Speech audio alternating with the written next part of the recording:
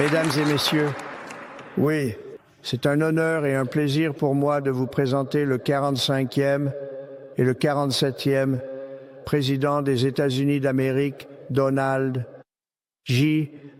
Attu.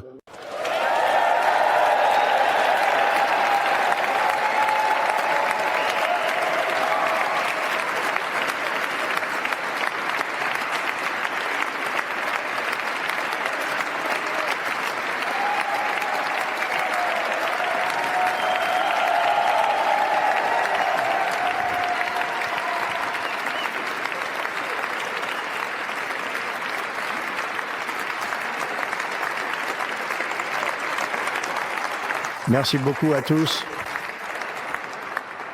Merci beaucoup, vraiment.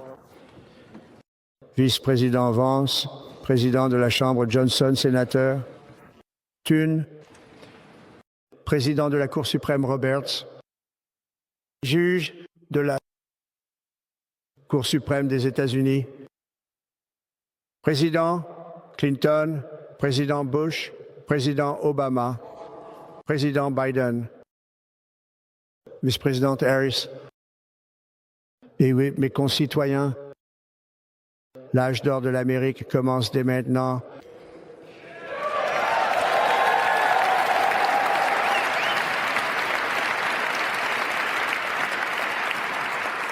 À partir de ce jour, notre pays prospérera et sera de nouveau respecté dans le monde entier. Nous serons l'envie de toutes les nations. Et nous ne nous laisserons plus jamais exploiter.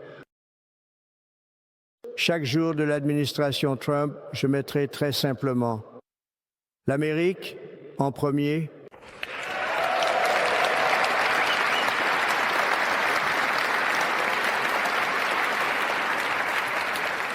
notre souveraineté sera rétablie, notre sécurité sera restaurée. Les balances de la justice seront rééquilibrées. L'armement vicieux, violent et injuste du ministère de la Justice et de notre gouvernement prendra fin.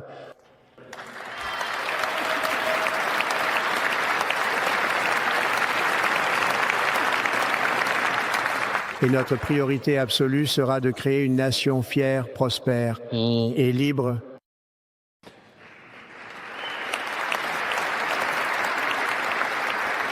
L'Amérique sera bientôt plus grande, plus forte et bien plus exceptionnelle que jamais auparavant.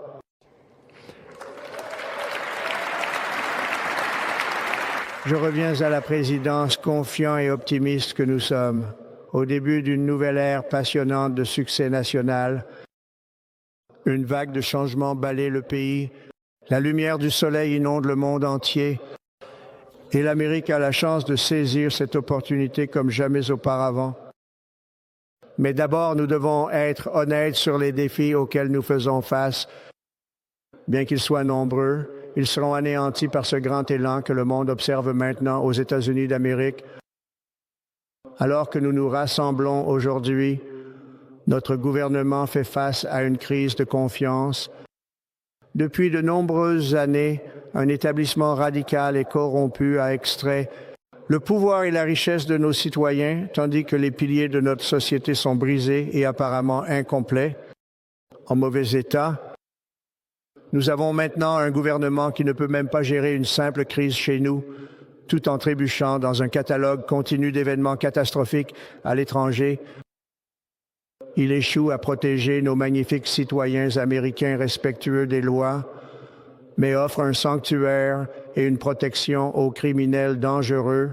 Beaucoup viennent de prisons et d'institutions mentales qui sont entrés illégalement dans notre pays, depuis le monde entier.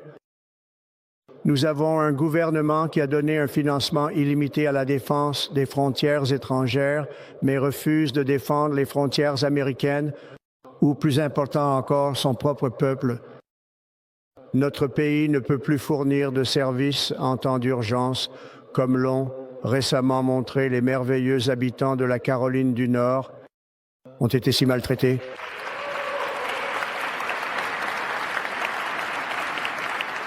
Et d'autres États qui souffrent encore d'un ouragan qui a eu lieu il y a de nombreux mois, ou plus récemment Los Angeles, où nous voyons encore des incendies brûler tragiquement depuis des semaines sans même un semblant de défense. Ils se déchaînent à travers les maisons et les communautés, affectant même certains des individus les plus riches et les plus puissants de notre pays, dont certains sont assis ici en ce moment. Ils n'ont plus de maison. C'est intéressant, mais nous ne pouvons pas laisser cela se produire. Personne n'est capable de faire quoi que ce soit à ce sujet. Cela va changer. Nous avons un système de santé publique qui ne fonctionne pas en temps de catastrophe. Pourtant, plus d'argent y est dépensé que dans n'importe quel pays au monde. Et nous avons un système éducatif qui apprend à nos enfants à avoir honte d'eux-mêmes, dans de nombreux cas à détester notre pays, malgré l'amour que nous essayons si désespérément de leur offrir. Tout cela va changer à partir d'aujourd'hui et cela changera très rapidement.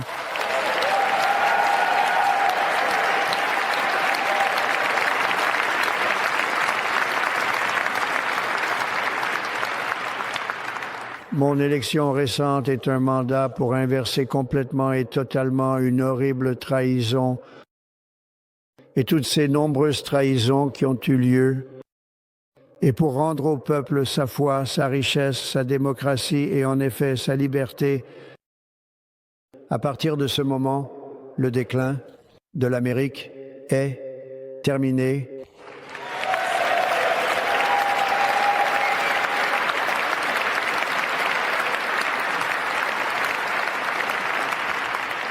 Nos libertés et le destin glorieux de notre nation ne seront plus niés et nous rétablirons immédiatement l'intégrité, la compétence et la loyauté du gouvernement américain.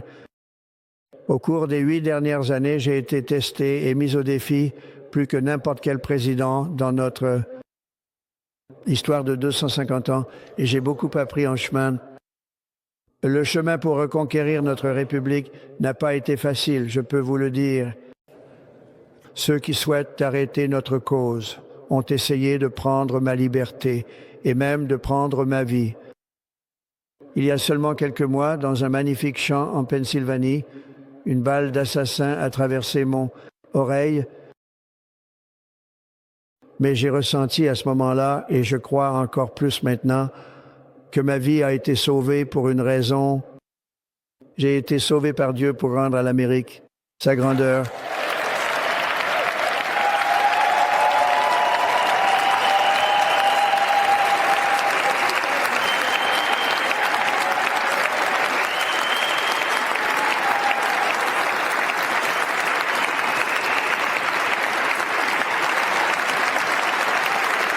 Très beaucoup.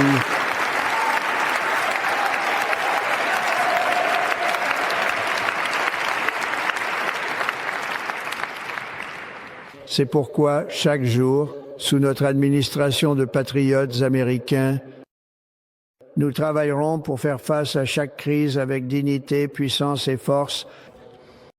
Nous avancerons avec détermination et rapidité pour amener l'espoir, la prospérité, la sécurité et la paix pour les citoyens de toute race, religion, couleur et croyance. Pour les citoyens américains, le 20 janvier 2025 est le jour de la libération.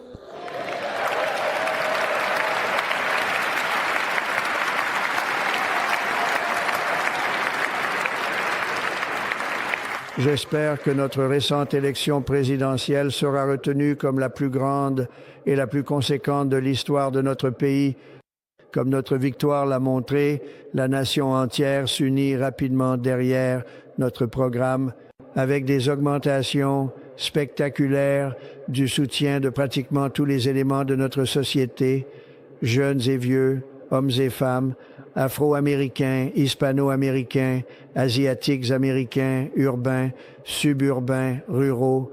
Et très important, nous avons remporté une victoire puissante dans les 7 États clés et le vote populaire. Nous avons gagné par des millions de personnes. Aux communautés noires et hispaniques, je tiens à vous remercier pour l'immense élan d'amour et de confiance que vous m'avez témoigné avec votre vote. Nous avons établi des records et je ne l'oublierai pas. J'ai entendu vos voix pendant la campagne et je suis impatient de continuer. Travailler avec vous dans les années à venir. Aujourd'hui, c'est le jour de Martin Luther King et en son honneur, ce sera un grand honneur, mais en son honneur, nous nous efforcerons ensemble de réaliser son rêve, une réalité. Nous réaliserons son rêve.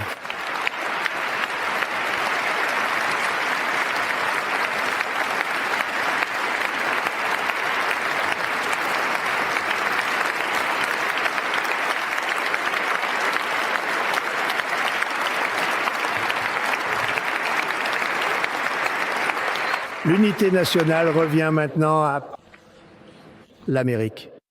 Et la confiance et la fierté montent en flèche comme jamais auparavant. Dans tout ce que nous faisons, mon administration sera inspirée par une forte quête d'excellence et un succès implacable. Nous n'oublierons pas notre pays, nous n'oublierons pas notre Constitution et nous n'oublierons pas oublier notre Dieu. Nous ne pouvons pas faire cela.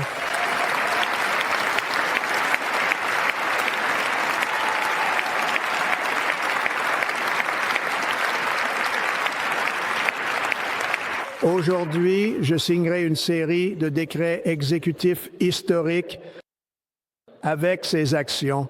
Nous commencerons la restauration complète de l'Amérique et la révolution du bon sens. Tout est une question de bon sens. Tout d'abord, je déclarerai une urgence nationale à notre frontière sud.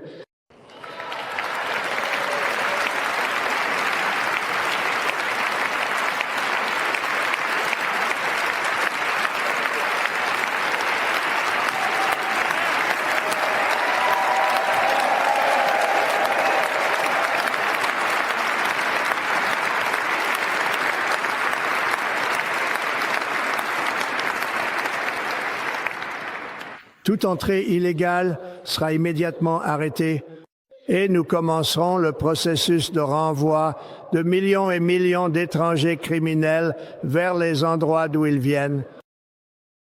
Nous rétablirons ma politique de rester au Mexique.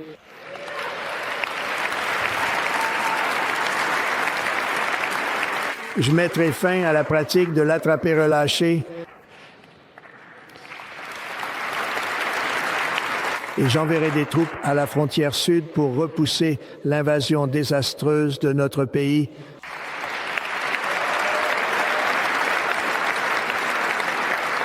Sous les ordres que j'ai signés aujourd'hui, nous désignerons également les cartels comme des organisations terroristes étrangères.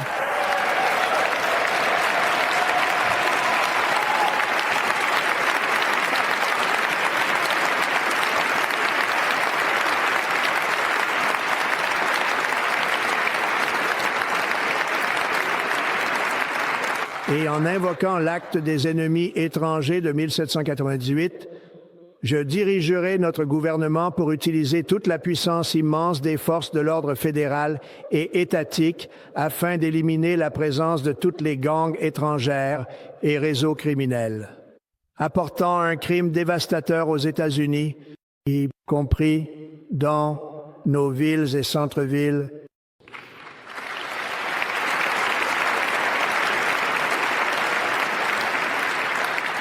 En tant que commandant en chef, je n'ai pas de responsabilité plus élevée que de défendre notre pays contre les menaces et les invasions, et c'est exactement ce que je vais faire. Nous le ferons à un niveau que personne n'a jamais vu auparavant.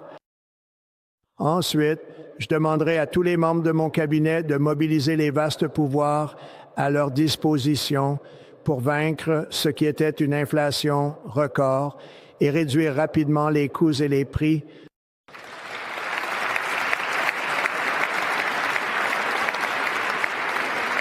La crise de l'inflation a été causée par des dépenses excessives massives et l'escalade des prix de l'énergie, et c'est pourquoi aujourd'hui, je déclarerai également une urgence nationale de l'énergie. Nous forerons, bébé forons.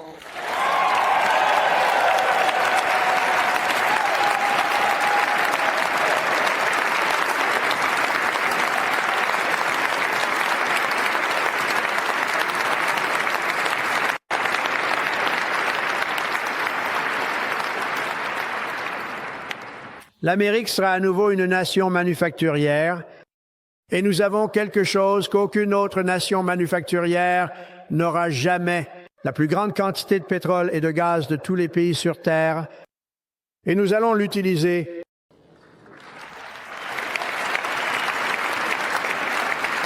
Nous ferons baisser les prix, remplirons à nouveau nos réserves stratégiques jusqu'au sommet et exporterons l'énergie américaine dans le monde entier.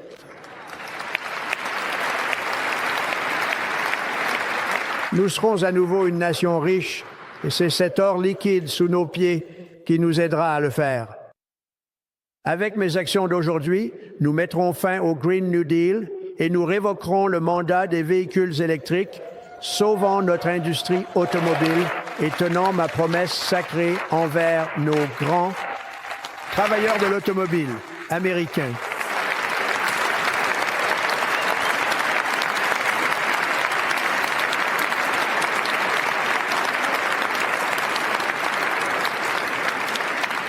En d'autres termes, vous pourrez acheter la voiture de votre choix. Nous construirons à nouveau des automobiles en Amérique à un rythme que personne n'aurait pu imaginer possible il y a seulement quelques années. Et merci aux travailleurs de l'automobile de notre nation pour votre vote de confiance inspirant. Nous avons fait des merveilles avec leur vote. Je commencerai immédiatement la refonte de notre système commercial pour protéger les travailleurs et les familles américaines. Au lieu de taxer nos citoyens pour enrichir d'autres pays, nous imposerons des tarifs et des taxes aux pays étrangers pour enrichir nos citoyens.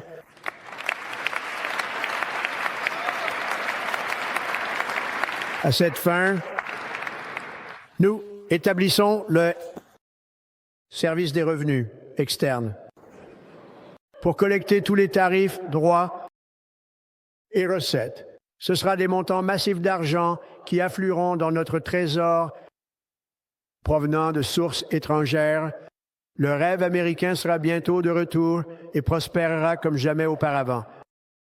Pour restaurer la compétence et l'efficacité de notre gouvernement fédéral, mon administration établira le tout nouveau département de l'efficacité gouvernementale.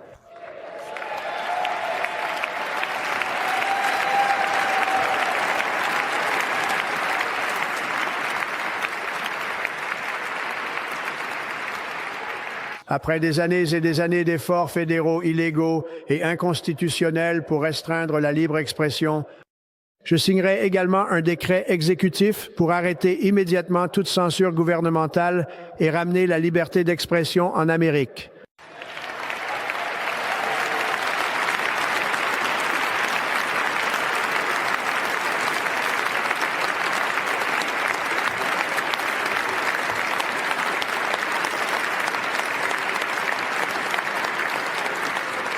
Plus jamais le pouvoir immense de l'État ne sera utilisé comme une arme pour persécuter des opposants politiques. C'est quelque chose que je connais bien. Nous ne permettrons pas que cela se produise. Cela ne se reproduira pas. Sous ma direction, nous rétablirons une justice équitable, égale et impartiale sous l'État de droit constitutionnel.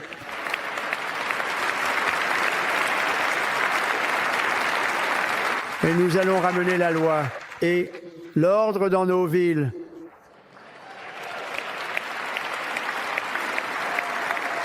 Cette semaine, je mettrai également fin à la politique gouvernementale consistant à essayer d'ingénier socialement la race et le genre dans tous les aspects de la vie publique et privée.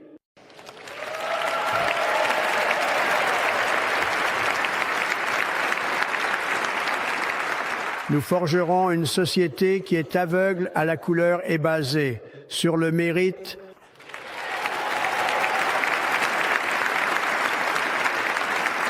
à partir d'aujourd'hui, il sera désormais la politique officielle du gouvernement des États-Unis qu'il n'existe que deux genres, masculin et féminin.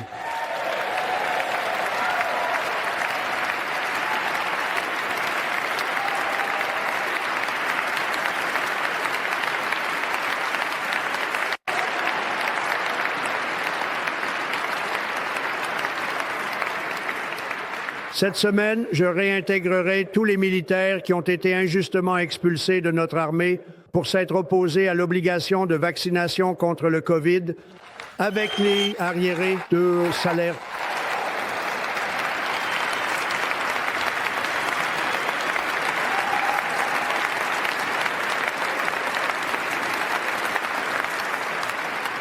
Et je signerai un ordre pour empêcher nos guerriers d'être soumis à des théories politiques radicales et à des expériences sociales pendant leur service. Cela va cesser immédiatement. Nos forces armées seront libérées pour se concentrer sur leur seule mission, vaincre les ennemis de l'Amérique.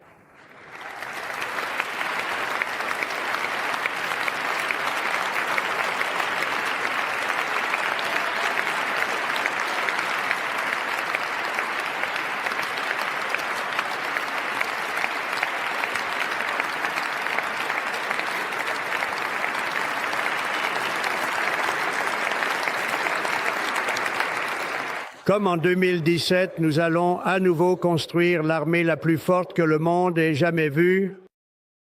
Nous mesurerons notre succès par les batailles gagnées, les guerres terminées et celles évitées.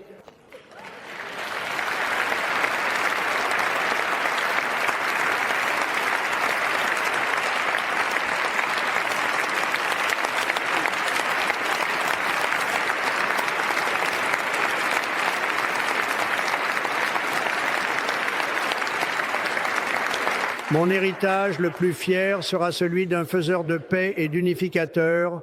C'est ce que je veux être, un faiseur de paix et un unificateur. Je suis heureux de dire qu'à partir d'hier, un jour avant que je prenne mes fonctions, les otages au Moyen-Orient rentrent chez eux, auprès de leurs familles.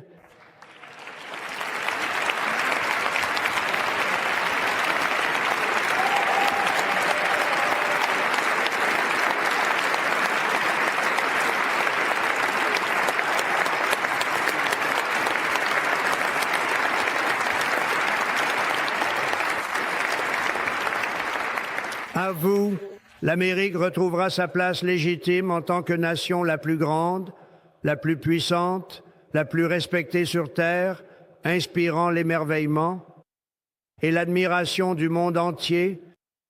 Dans peu de temps, nous allons changer le nom du Golfe du Mexique en Golfe d'Amérique et nous allons restaurer le nom d'un grand président, William McKinley Amount. McKinley, là où il devrait être et où il appartient.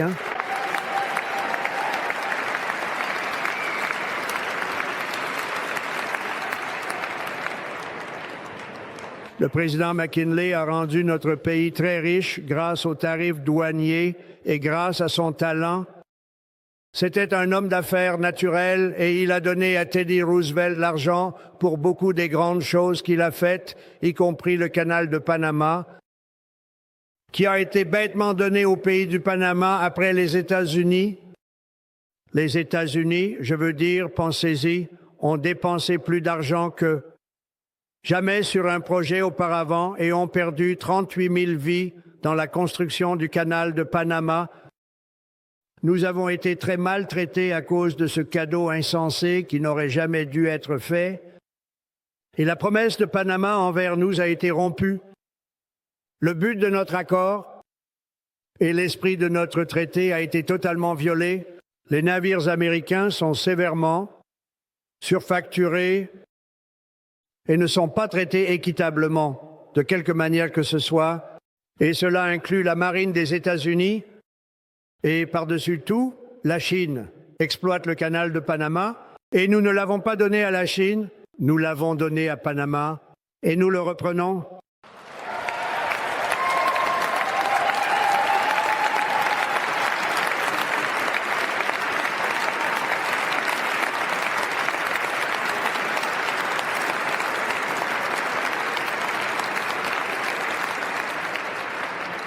Par-dessus tout, mon message aux Américains aujourd'hui est qu'il est temps pour nous d'agir à nouveau avec courage, la vigueur et la vitalité de la plus grande civilisation de l'histoire. Ainsi, en libérant notre nation, nous la conduirons vers de nouveaux sommets de victoire et de succès. Nous ne serons pas dissuadés. Ensemble, nous mettrons fin à l'épidémie de maladies chroniques et garderons nos enfants en sécurité, en bonne santé et à l'abri des maladies.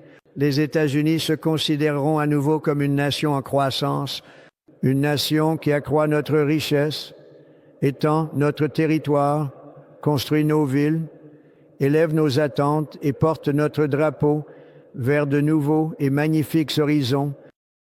Et nous poursuivrons notre destinée manifeste vers les étoiles en lançant des astronautes américains pour planter les étoiles et les rayures sur la planète Mars.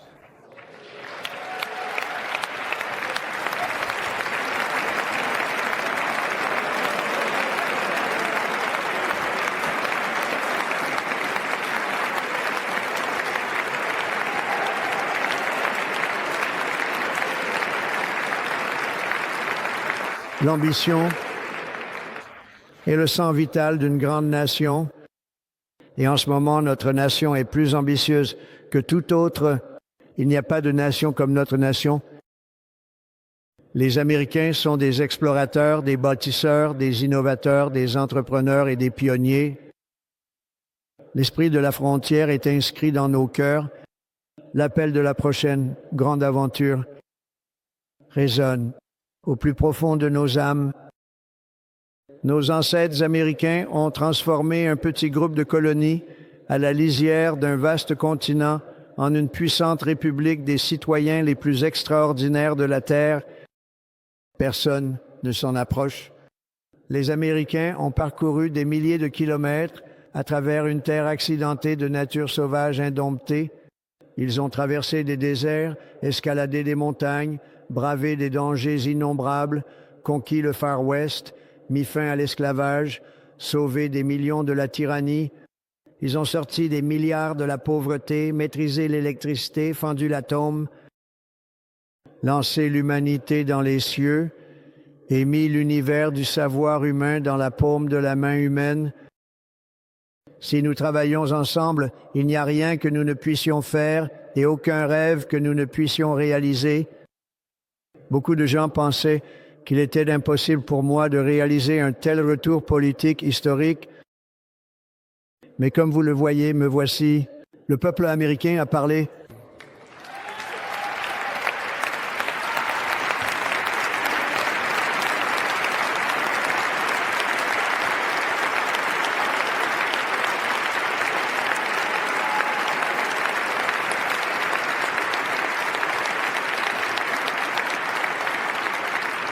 Je me tiens devant vous maintenant comme preuve que vous ne devriez jamais croire que quelque chose est impossible à faire.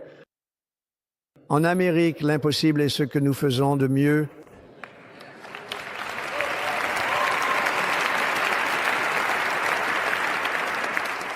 De New York à Los Angeles, de Philadelphie à Phoenix, de Chicago à Miami, de Houston jusqu'ici à Washington, D.C., notre pays a été forgé et construit par des générations de patriotes qui ont tout donné pour nos droits et pour notre liberté. Ils étaient agriculteurs et soldats, cow-boys et ouvriers d'usine, métallurgistes et mineurs de charbon, policiers et pionniers, qui ont avancé, ont marché en avant et n'ont laissé aucun obstacle. Vaincre leur esprit ou leur fierté. Ensemble, ils ont posé les chemins de fer, érigé les gratte-ciels, construit de grandes autoroutes, gagné 2 guerres mondiales, vaincu le fascisme et le communisme et triomphé de chaque défi qu'ils ont rencontré. Après tout ce que nous avons traversé ensemble, nous sommes à l'aube des 4 plus grandes années de l'histoire américaine. Avec votre aide, nous restaurerons la promesse de l'Amérique et nous reconstruirons la nation que nous aimons et nous l'aimons tant. Nous sommes un seul peuple, une seule famille et une seule nation glorieuse sous Dieu. Alors, à chaque parent qui rêve pour son enfant et à chaque enfant qui rêve pour son avenir, je suis avec vous, je me battrai pour vous et je gagnerai pour vous. Nous allons gagner comme jamais auparavant.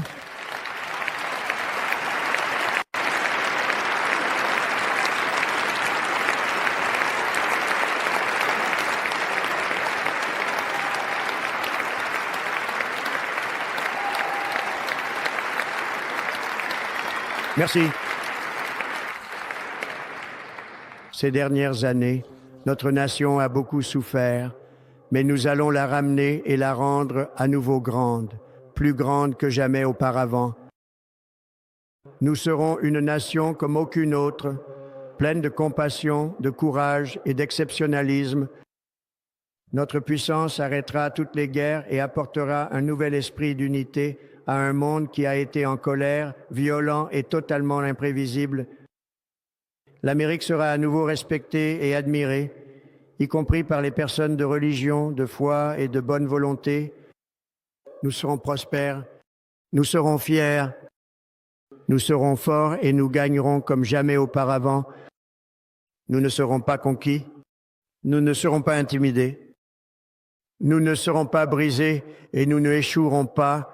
À partir de ce jour, les États-Unis d'Amérique seront une nation libre, souveraine et indépendante. Nous tiendrons courageusement, nous vivrons fièrement, nous rêverons audacieusement et rien ne se mettra en travers de notre chemin parce que nous sommes Américains. L'avenir est à nous et notre âge d'or vient de commencer. Merci. Que Dieu bénisse l'Amérique. Merci tous. Merci. Merci beaucoup. Merci beaucoup.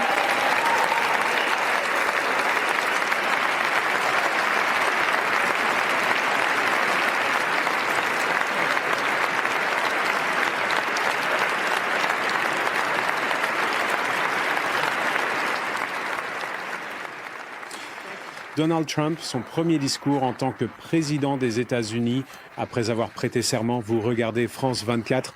Il est 12h39 de l'après-midi aux États-Unis. Capitole 18:39. Ici à Paris, Trump a déclaré « À partir de ce moment, le déclin de l'Amérique est terminé. J'ai été sauvé par Dieu pour rendre à nouveau l'Amérique en grande ». En parlant de cette tentative d'assassinat pendant la campagne, l'été dernier, les États-Unis, qui a réitéré ce qu'il a dit tout au long de la campagne et jusqu'à un rassemblement pré-investiture. Dimanche soir, en parlant de renvoyer, je cite, des criminels étrangers vers leur pays d'origine, il a également parlé de révoquer le Green New Deal, affirmant qu'il n'y a que deux genres, masculin et féminin. Et sur la politique étrangère, en parlant du canal de Panama, il a dit, je cite, « Nous ne l'avons pas donné à la Chine, nous l'avons donné au Panama et nous allons le reprendre. » Passons à notre correspondant à Washington, Fraser Jackson. Cela rappelle le discours que nous avons entendu lors de la première investiture de Donald Trump en 2017. C'est tout à fait le cas. Mais je pense qu'en écoutant cela ressemblait beaucoup plus à un homme méprisé, un homme qui sait où se trouvent les leviers du pouvoir. Et maintenant, il n'a pas peur de les utiliser. Au début, je pensais que c'était avec une énergie très modérée. Il suivait très scrupuleusement le script. Mais à mesure qu'il se sentait un peu plus à l'aise, il a commencé à changer quelque peu et à improviser un peu plus. Bien sûr, Donald Trump est quelqu'un qui s'épanouit normalement davantage dans ce genre de rassemblement où il a des dizaines de milliers de fans adorateurs. C'était une affaire plus modérée dans la capsule, bien que, vous savez, les applaudissements résonnaient certainement tout au long du discours. Mais le ton vraiment n'était pas tempéré. Peu après, il s'est installé. Dès le départ, il dit « L'âge d'or de l'Amérique commence ». Maintenant, il a dit « Nous serons l'envie de toutes les nations. Nous ne nous laisserons plus exploiter. » Je mettrai l'Amérique en premier. Il a ensuite critiqué ce qu'il a appelé l'establishment radical et corrompu et s'en est pris essentiellement au gouvernement de Joe Biden et à la manière dont il a dirigé le pays ces 4 dernières années, malgré le fait que Joe Biden était assis à quelques mètres de lui, là où il prononçait le discours. Joe Biden lui-même, assez impassible par moments, mais il y a eu un moment où Biden a ri lorsque Trump a mentionné les décrets qu'il allait signer. Il a dit qu'il signait ces décrets pour rétablir le bon sens. Et Joe Biden a ri à ce moment-là. Il y a également eu quelques pics subtils à l'encontre de Kamala Harris, qui était assise à côté de Joe Biden. Bien sûr, Joe Biden et Kamala Harris ont été battus lors de l'élection par Donald Trump,